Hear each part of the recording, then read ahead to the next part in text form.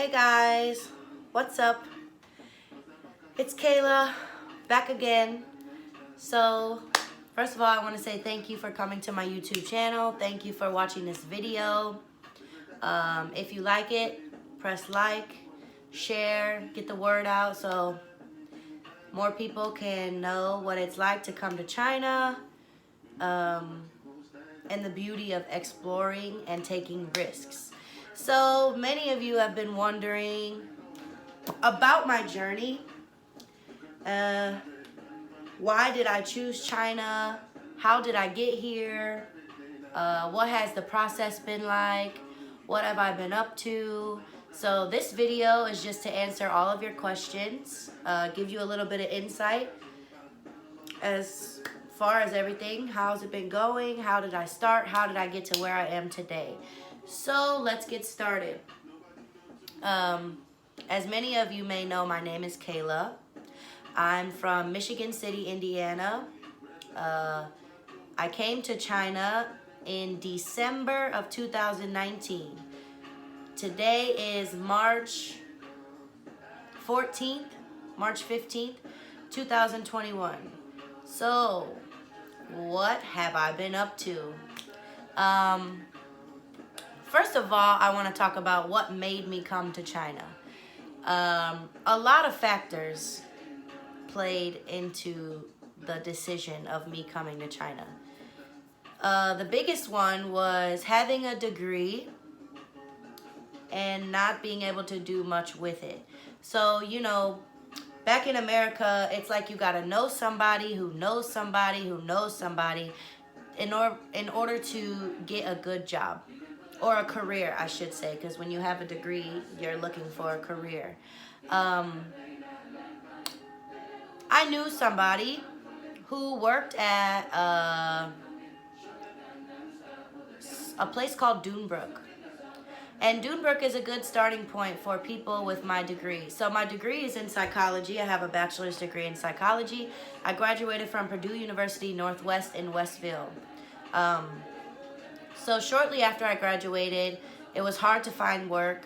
I had a degree, but I was still working at dead-end jobs, like, retail or fast food, janitorial, restaurants and stuff like that. And I'm not knocking those jobs. There's nothing wrong with these jobs. You got to get money somehow, right? But for people that have a degree, you know how devastating it is to work in a job like that because you feel kind of like a failure, like you should be doing more with yourself because you worked so hard to get your degree, your education. So I worked at Vera Bradley seasonal.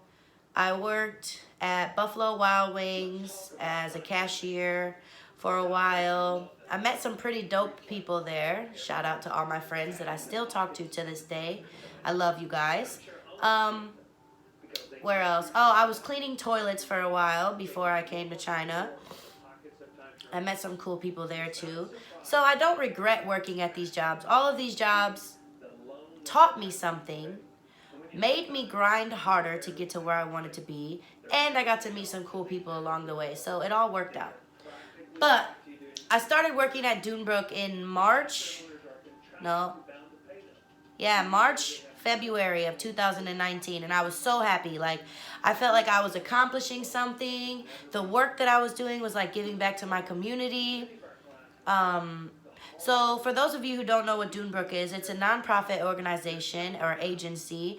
They have different programs, healthy families, and community partners. So I worked in the program called Community Partners, and I was titled as a social worker. So I would go into people's homes and help them with their children, people that were facing the problem of potentially getting their children taken away. So I would go into the house, figure out what was going on, what did the parents need help with, and what did the kids struggle with. So I would help the parents make out a plan. For example, if their kid was having trouble with bedtime routines, I would help them develop a bedtime routine that worked best for them. If it was behavioral issues, getting to the root of the problem. Why is your child misbehaving? What are they craving? And helping the parents, teaching them techniques that can avoid child abuse and neglect. And I loved this job. It was mentally exhausting, but it was rewarding in the sense that I was helping families and giving back to my community. About 2 or 3 months after I started working there, the agency lost the funding from the government that funded the program that I was in. So everybody in my program got let go, and it was devastating. I remember sitting in the room crying, all of us together, because we were like a family. And that was kind of the turning point for me because, like I said, you have to know somebody who knows somebody to get a good job. So I felt defeated. So I was, again, back and forth between jobs. Started working at a place that cleans toilets at the toll road for a while. And one day I was like, I've had enough. I got tired of always worrying about bills. I got tired of just the day-to-day stress that life brings. Also, the area that I'm from, there's a lot of trouble and a lot of drugs, a lot of crime. It's like a black cloud is over my city, and a lot of people are miserable. I was one of them, and I just had enough. It was time for me to try something new. It was time for me to go ultimately. So one night I was on Indeed.com, which is where most people find jobs, and I stumbled across an opportunity that said something like, teach English to kids in China. Now, anyone who knows me knows I've always had a passion for traveling, so my heart told me to do it. But my comfortability back home was a little scared. Like, I don't know if I want to make this move just yet. Like, I'm going to be leaving my current boyfriend, my mom, all of my friends, my family, to go across the world for 15 months to teach English to kids. I'm going to go to an unfamiliar location where I don't know anybody. It's going to be scary. I had all these thoughts. But something in me just told me, do it. So I applied online.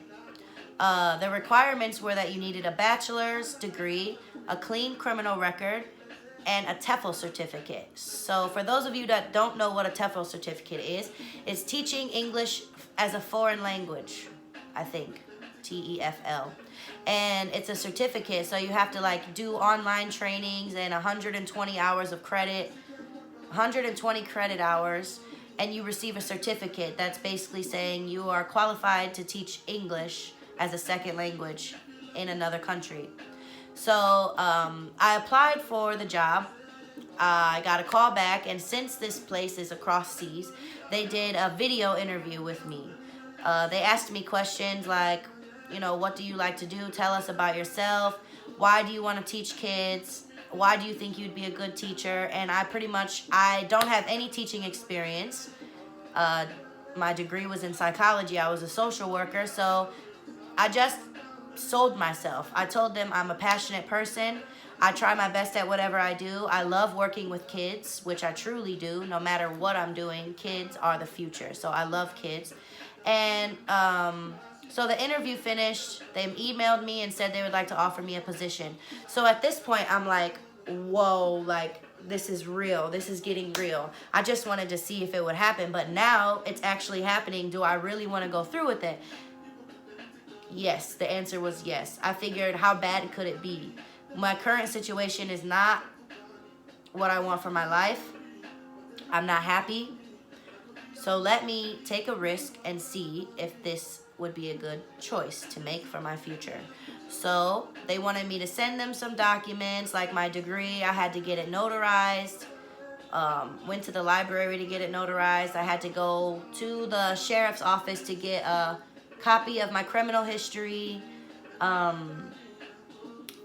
Do the online course to get the TEFL certificate and get everything notarized. Then I had to go get a visa, because when you travel to another country, you need your passport. I already had my passport. I needed to get a visa because when you come to China, they require that you have a visa for traveling here. They want to know, why are you coming to their country? So my visa was a work visa. The company that I applied for helped me get that. They were there every step of the way with any questions I had or anything that I needed. So that was very helpful. So it was a lot of work. It took months. Going to and from Chicago to the embassy to get my passport, to get my visa, submitting documents, getting them official, notarized and everything. So it was very stressful. Then the time comes to move. I needed to pay for my own plane ticket. And as you know, I didn't have much money. I was in between jobs. The jobs that I was working at were not paying me enough. So I had to sell most of my things, like my Xbox, my games. I love shoes. I sold a lot of my shoes, clothes, jewelry, and also gave a lot of things away to my friends that I knew that I wouldn't need and I didn't want to travel with. So it was a long process. I would say it took about 6 to 8 months just to get all the documents together, my money sorted, and everything. So I finally got the ticket. I spent Christmas and Thanksgiving with my family before leaving. My mom took me to the airport and I cried like a baby. I remember I was in line ready for the plane and I'm just crying like, I don't know, like, should I turn back now? Is this the right decision? Am I doing the right thing? What's gonna happen to my mom? You know, I was thinking all these negative things, but I just told myself, like, it's now or never. You go or you don't go. But if you don't go, you might never get an opportunity like this again. So I got on the plane. The plane ride was 16 hours straight. So you can imagine how I was feeling on the plane. I'm like, oh my God, what did I get myself into? So I get to China. I arrive at the airport. Instantly my phone didn't work because it's an American phone. This is China. So my SIM card was like, I had no service. I'm freaking out. I'm like, how am I supposed to call anyone? How do I get to where I'm going? I don't know where I'm at. This is a new country. So in the airport, they had like a phone booth where I had to go get a new SIM card and pay for it. I had to exchange my money from US dollars to Chinese RMB. Which that was cool because $1 US is 7 RMB. So I took, I think, about $800. 7 times 8 is like 50 something. So I had about 5,000 RMB, which I felt rich at the time because that's a lot more money than I came with, right? So I get to the airport, exchange my phone, get a new SIM card, had a little bit of a panic, anxiety, missed my mom. I'm still in shock. There was a chauffeur waiting at the gate for me with like a sign that said Kayla and my last name. So I went with them. They drove me to a hotel where I stayed at for like 3 to 5 days while my new company found me an apartment. So I'm in the hotel. Everything was cool. My new company, the HR people, took me out for dinner. But at that time, I had jet lag because the time difference is like 14 hours difference. So when it's nighttime back home, it's daytime here. So I got off the plane and these people were so happy to see me. They're like, we want to take you to dinner. So I go to dinner. I'm so tired and I couldn't eat. My nerves were too bad. I was too anxious, too nervous, too scared. So I ate like a few bites of food and I got sick. I had to like run to the bathroom and then ultimately go back to the hotel for the night because I was so sick. And honestly, that lasted about 2 to 3 weeks. I couldn't eat much. I was always sick. I remember one day I went with one of my friends to like a temple out here in China. And I had a panic attack because there was so many people. Like, China is really populated. So I'm this one foreigner standing in a blob of Chinese people. There had to be like more than 1,000 people at this area. And it was just like sensory overload. The sounds, the smell, the people, the food, everything was new to me. And I remember just laying, like not laying, but sitting on the street like this, called my mom. And my mom's like, what's going on? Are you okay? What's happening? She's freaking out because it's like my first couple days here. And she's still worried about me. And I couldn't breathe. I'm like, Mom, I just need to hear your voice. Like, I don't know what's going on with me. I've never had a panic attack before, but I couldn't breathe. I felt shaky, like I was going to pass out. I couldn't stand. I felt so sick. Like, it was scary, a scary experience. So I just had to sit there for a minute. My mom was talking me through it. Like, just breathe, take a deep breath, put your head in between your legs. Don't look around, close your eyes, take deep breaths. And it took about 20 minutes, but after that, I was okay. And So after that, um, I'm saying that to say it's a crazy experience. Like, it's not just traveling to a new country. No one talks about the behind the scenes of how you actually feel when culture shock hits you. And we'll get to that. So you may be wondering, why did she choose China? Why is she in China out of all the places in the world she could have went to? So China was more comfortable for me because I came here the first time in 2018 with my university. We took a 9-day trip here called the Cultural Clarity Experience through Millennial.B and Northern Latitude 30. So a group of college university students went with this group led by Adrian Zion or Zion. I'm not sure how to pronounce his name. Sorry if I messed it up, Adrian. But he was my mentor all throughout college. I did a program with him where it was called Lead the Way. So what that was a group of university students would come together on their free time and create workshops that involve communication, collaboration, and teamwork.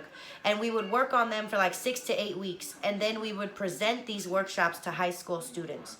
So if you were ever a part of those workshops, shout out to you. Thank you for joining us. But that taught me a lot of leadership skills and strengthened my leadership ability. So I was with that program for 4 years. And the last year, he created this new group, new experience. And he said, I'm taking applications. You have to make a video submitting why you want to come to China. What can you learn from it? Why do you think it would be a good experience, and blah, blah, blah. So I submitted my video. The last workshop we had, he announced the winners, which was me and Yoselani, and some students from other schools as well across Indiana. So we came here in 2018 together. We visited 8 or 9, no. We visited Nanjing, Beijing, Shanghai, Wuxi, and Chaozhou, or Chengdu, in 9 days. So 5 cities in 9 days. It was exhausting, but it was so fun. We got to see all the tourist attractions. We just got a glimpse into Chinese culture and what life is like here and how beautiful it is, and the people, and many different workshops. And I'll forever be grateful for that opportunity, because I don't think, if it wasn't for that, I would have never been here now. So I think that it was meant to happen for a reason, because it inspired me to come back. So, as I said, one of the cities we visited was Wuxi. Wuxi is where I'm living currently. So when I applied for this position, I could have went to China, Indonesia, or Korea. And my dream is to go to Indonesia, but I already knew China, Wuxi, as that was one of the cities that was an option. So I felt like it would be easier for me to come to a place that I've already been to, that I've seen before, and kind of know in a sense. But little did I know, I knew nothing. I knew a little tiny bit of a big giant world. That the only way was to know was to live here and experience the day-to-day life. So yeah, when I got here, they got me a hotel. 3 days after I arrived, I went with the cashier at my school. We went and visited like 3 different apartments, and I got to pick which one I wanted. The apartments were all fully furnished, so I didn't have to worry about furniture. And originally I picked an apartment, but then when one of the teachers that worked here left, because your contract is for 15 months, you can re-sign or you can leave. He left, and I got his apartment. I wanted to move here because I just felt like it was more comfortable for me. It already had the basic necessities for me to live independently and comfortably. So like a refrigerator, a comfortable bed, because the beds in China are really hard. A table, cooking utensils, bowls, plates, TVs. Like, it had things that I needed that my first apartment did not have, that I would have to buy over time when I got money. So then I moved in, started working. In the beginning, of course, I didn't have classes because I was new. They needed to train me. So I had a little bit of training from my DOS, which is the boss. It's another word for DOS, Director of Studies. And slowly they introduced me to the classroom. So first I observed other teachers' classes, and then I would co-teach with the teacher. So if it was an hour class, the teacher would teach for 30 minutes and then I would teach for 30 minutes, and I had them there to help me and guide me along the way if I needed help.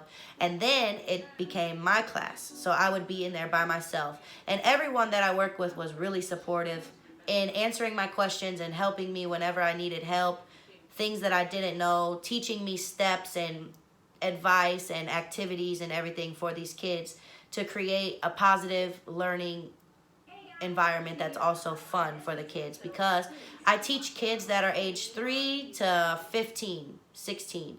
So for the babies, you can imagine an hour is boring for them if you're just sitting there the whole time. So I needed to learn a lot of things like classroom management, how to control a class with 12 different students, reward systems, different games, learning games, something called TPR, which is total physical response, which is getting the kids up every so often to get them moving so that they're not bored and falling asleep. So I remember when I first started, I was co-teaching with one of the people that left his apartment that I'm in now. His name was John. Shout out to you, John. He was really nice. My friends showed me a lot when I got here, but we'll get to that later. So I was co-teaching with him, and it was my first time. I was so nervous. I didn't know what to do, but I knew John would help me if I needed help. Those kids were so terrible. They were bad. Like, I remember one of the kids just started punching another one in the face. Then this kid started crying, and I started crying because I'm like, what do I do? Like, I didn't know what to do. This was nothing I would have ever imagined happening to me the first time I'm teaching. And I'll never forget that moment, because that is my class to this day. And they are so much better now. They love me. I know them. So it's easier to manage this class, but in the beginning, they terrified me. I was thinking maybe I shouldn't be a teacher. Maybe this job is not for me. So, yeah, that happened. We had an annual party, which was cool because it was around the time I got here. So I got to meet everybody from different centers.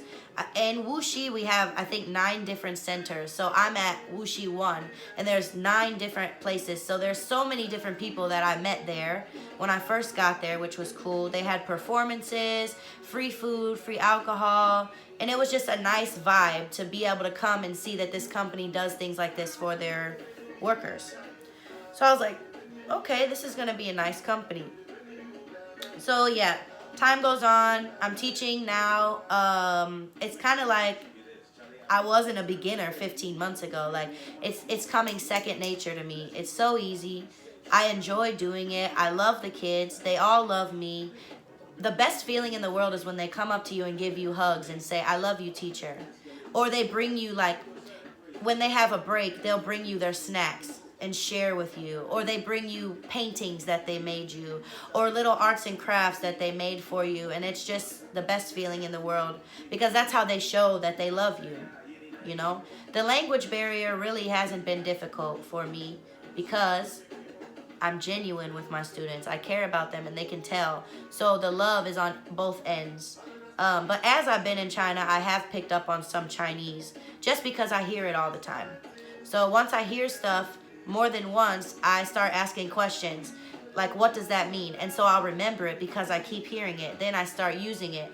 Or I can figure it out using context clues. So if I'm getting out of a car and I keep hearing people say Zaijian, that must mean see you later.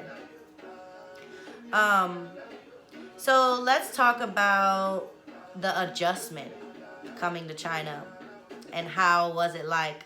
What was the process like? How did it feel? It was crazy. So you never know what you got until it's gone. I never knew just how important everything was to me until I came to China. Everything back home. We think we got it bad. Let me tell you, you don't know until you go to a place that you don't know anything. So when I got here, I basically had to relearn everything I've ever knew about life. Let me just thank the Lord for where I'm at today and keeping me safe throughout this journey. Basic things like washing your clothes, cooking your food, where the supermarket is, where to buy groceries, the groceries that you want not being available, so having to improvise, not being able to read anything at the supermarket, street signs, not being able to speak to anyone because you don't know their language, using a translator on your phone for everything that you need. I still do it to this day. Having to learn apps that make your life convenient. Literally everything, guys. Like, I don't have a stove. I cook on this plate that you plug in. It gets hot. It's called a hot plate. I wash my clothes outside, hang them up outside. We don't have dryers. The water to wash your dishes is not cold. You can't drink, it's not hot. You can't drink the water here. It's unsafe. So you have to buy water. You can see this jug right here that you cook with and drink. All of the apps from back home, Facebook, Snapchat, YouTube, Instagram, they're all blocked in China because there's a different government here. They like to monitor everything that you do and say. In case you're bashing their government, you can get in trouble. So those apps are blocked. You have to download an app called a VPN just to be able to get on these apps and use them. And you have to also pay for that app. I still don't know how to send money back home because you have to transfer it and you can't just call your bank and do it. You have to go through a certain process or to certain people. When you go to people, you don't know if you can trust them because you don't know them. You just heard that they transfer money for you. So that's why I haven't done it yet. Everything. There's an app called Didi that you can order taxis and private cars to take you to where you need to go. There's train stations, subway stations, buses. Everyone around here rides a motor scooter, e-bike they call it, or a moped as you would know it. Not knowing anybody, so feeling alone a lot of the time. Feeling misunderstood because the people here don't know you, where you came from, anything about you, why you are the way you are. Having to meet new people, see new places, where to go when you want to have fun. Everything was new to me. Everything was new to me. So it took me a few months to be able to be somewhat comfortable in this new environment. And I owe it all to my friends. They are lifesavers, especially my best friend Becca. I work with her, and my friends, the people that I met here, most of them are from other countries as well. I got to meet people from all over the world. Africa, South Africa, Nigeria, Tanzania, Cameroon, Ghana, Uganda, Liverpool, England, Australia, Jamaica, Ukraine, Egypt. People from all over the world I got to meet, and there's some of the coolest people I've ever met. I'm so thankful to have met these people.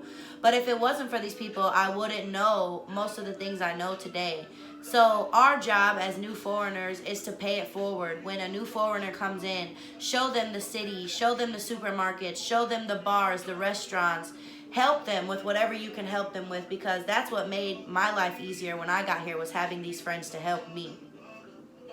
But I can't stress to you enough, and I can't explain it to you guys, just the amount of pressure that was on me to learn these new things to survive. Wow, it was difficult, but I did it. Now I'm helping other people that need help, and I'm able to explain things that I never knew when I got here. I've been here for 15 months now. I finished my current contract with EF in 2 weeks.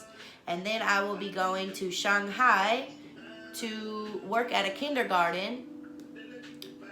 So it's exciting, but it's also scary because, like I told you earlier, my current company helped me find an apartment. This time, I'm finding my own apartment. So I'm talking to different agents, different realtors, trying to find one that's within my budget, because Shanghai is like way more expensive than the current city I'm in, which is Wuxi. Currently I work at a training center. So the students come learn English when they finish school, their school day, like, kindergarten or primary school. It's like a boys and girls club or an after school program. So I typically work nights and on the weekends. When I go to Shanghai and I work at a kindergarten, it's a school. So I'll be working Monday through Friday, 8 to 4, having weekends off, more consistency and more money. So yeah, in the beginning, everything was cool. It was kind of like I was living a dream. Everything that I've ever imagined, like the fun. It was lit. Like, best experience of my life. I got here on December 27th, so right after I got here was New Year's Eve.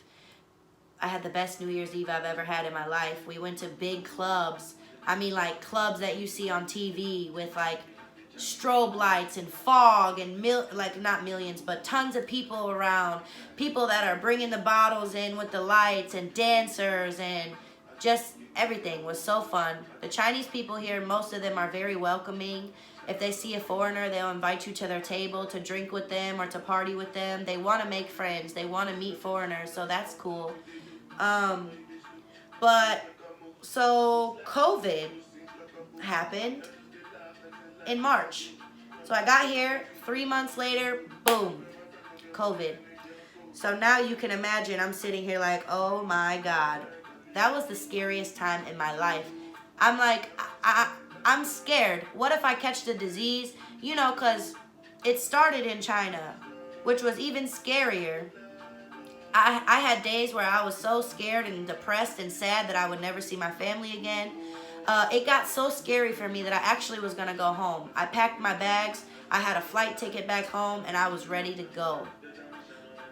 But I had a going away party, as you would call it, where all of my friends came over and we drank and just, had a good time. And I'll never forget the talk I had with one of the foreign teachers. His name was Louis. And he told me, Kayla, why are you going home? I'm like, because I'm just so scared. I'm so scared. And I want to be able to see my family again. I don't think this was the right decision. I'm scared of catching it. I don't want to die, blah, blah, blah. And he told me, Kayla, we're all scared. We're all in this together. We have each other. You're not alone. And I don't know, something about that talk told me, you know what, Kayla, he's right. It's not your time to go home yet. Think about all of the things that you did to come here, how hard you worked for this, everything you sold, the process, how long it took. It's not your time to go yet. Why don't you give it a chance and understand that everyone here is scared. They all miss their family. They all want to go home. But if you go home, what's going to happen? You're going to be right back at square one, right back where you started. And then all of this was for nothing. So I canceled my plane ticket and I stayed. And that was the best decision I've ever made.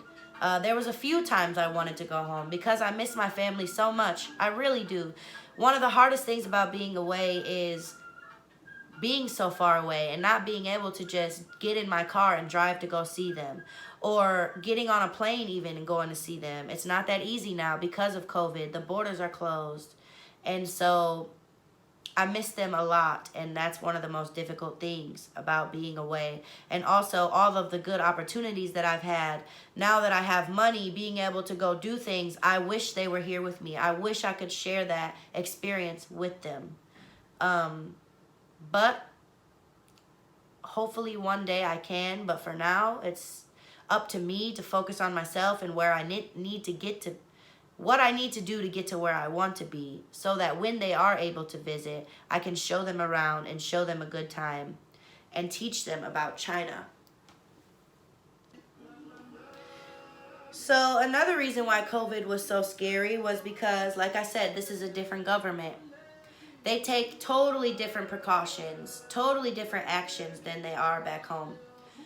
When COVID happened, everything here got locked down. And when I mean lockdown, I mean the supermarkets were closed, the restaurants were closed, the train stations were closed. There was no taxis.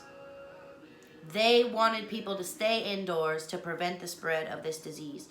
So I was on lockdown, doing nothing but thinking every day, going crazy, wondering when it was going to be over, worried about how I'm going to get groceries to make dinner, how I'm going to eat.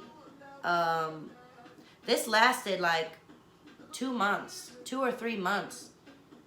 Of course, eventually I figured out how to get groceries, or I would order to-go food delivered to my house. But then I was also scared, like, who's cooking my food? What if they have the virus? I might get sick. So it was just a lot of pressure, a lot of stress, a lot of worry. But during that time, my friends and I, we got together and we would have house parties. We would go outside because all of the bars were closed, the restaurants were closed. We would just go get drinks and go have picnics outside at the park. Wander the streets until the sun came up. Because all of us were overwhelmed. We were all stressed. We were all scared. And that's the way we coped with it, was drinking, unfortunately. But those were some of the best memories I've ever had. I got to like experience people and where they come from and why they're scared, and how we also have some things in common. And then slowly the community started opening back up, and it was a law that people had to wear masks. So if you were outside without a mask on, you could get arrested. That's how serious it was. Wherever you go, you have to have a mask. They had these temperature things where they would take your temperature if you went in somewhere. And then eventually everyone here has like a health code. So it's like when you go to a place, you have to show them your code, which is on your phone. If it's green, you can go in if they take your temperature. And if it's red, you should be in quarantine. Now, when they quarantine people here, they tape your door shut. You're not allowed to leave. And if you break the tape, you can also get in trouble. We also started online teaching during this time because, of course, the schools were closed and parents wouldn't send their kids to the school. It wasn't safe for us to be at the school, because we could have potentially caught the virus. So we started teaching online. And I'm glad my company did that, because some companies didn't teach online and the teachers just didn't get paid for that amount of time. Could you imagine living here with no money? I couldn't. So online teaching was also stressful because it was a lot more work. We were working from home, so there was no escape. There was no leave your work at work and home at home. You were working at home, working day to night. I had to download certain apps and softwares on my computer to be able to have video chats with these students and chat rooms for the classroom, make my own PowerPoints, figure out new games that would keep these kids engaged online for an hour or two at a time. Dealing with the kids not having their computer on, technical difficulties, shy students that don't want to talk over the internet, students that just were disengaged because it's not in-person learning. It was a lot. It was stressful. Somehow, by the grace of God, I made it through. And it strengthened me. It taught me a lot of key things that I might need to know in the future. And it was a different aspect of teaching, a different aspect of classroom management, a different aspect of engaging and making classroom environment fun through the computer. It was stressful, but it was also cool in a way, because I could wake up right before class, throw on a pair of sweatpants and my uniform shirt, and then sit in front of the computer and give a lesson. I didn't have to worry about going to work and wearing a full uniform and, waking up early to make sure I get to work on time. There was no admin time, which is when you plan your lessons. My admin time was on my own time, so it could be whenever I wanted. Whereas now, when we're at work, it's a certain time from 1 p.m. to 4 p.m. You must be at work sitting there on the computer doing your lesson plans for the week. So when we did online teaching, it was my own time whenever I wanted to do it, which was cool. So why is coming to China the best thing I've ever done? Because it's a lifetime experience, an opportunity of a lifetime. I suggest anybody who wants to travel or leave the country to work, do it.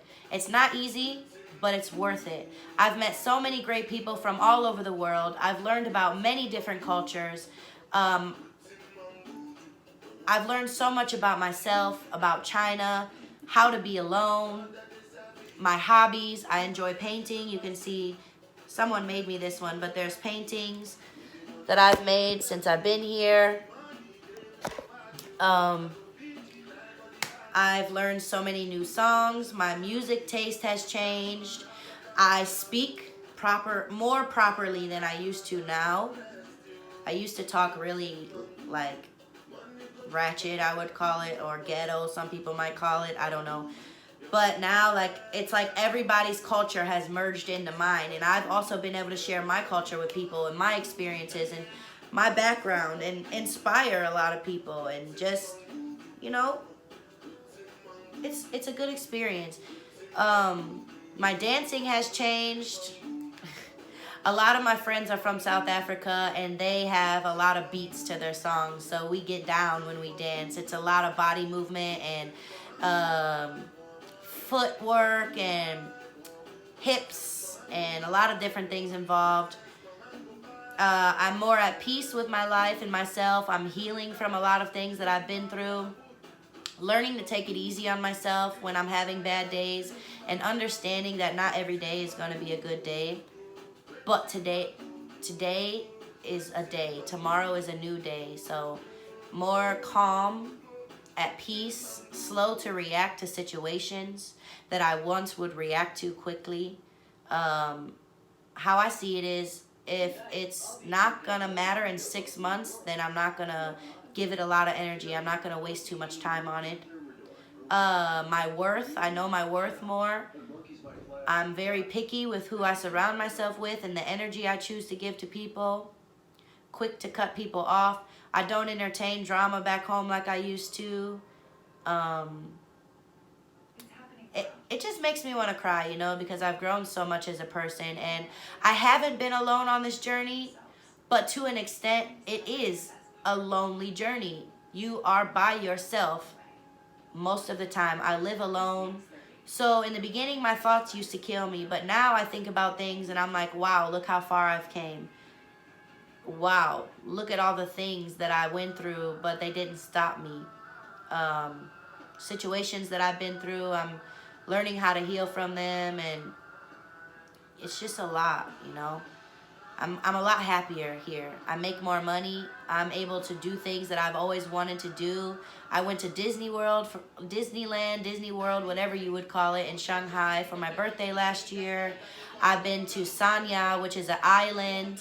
I've been jet skiing, scuba diving, parasailing, been to a rainforest, bought my own plane tickets. I can buy steak and Starbucks and Louis Vuitton and Versace, a new phone if I want to, getting my own apartment. I pay my own bills, and I don't have to worry about not having money in my rent. I'm going to get evicted, or my lights getting cut off. Like, there's a lot of benefits, and I think the benefits outweigh the worries and the stress that I went through and still go through sometimes. It's not easy. Every day is not easy, but it gets easier as you go on. So I just gotta thank God for everything that He's done for me, for making a message from my mess, turning my test into a testimony. If you guys want to travel, please travel. Don't let fear stop you. Take risks. You won't regret it. If you ever have any questions, I'm here to talk. And I look forward to sharing more of my experience in China with you.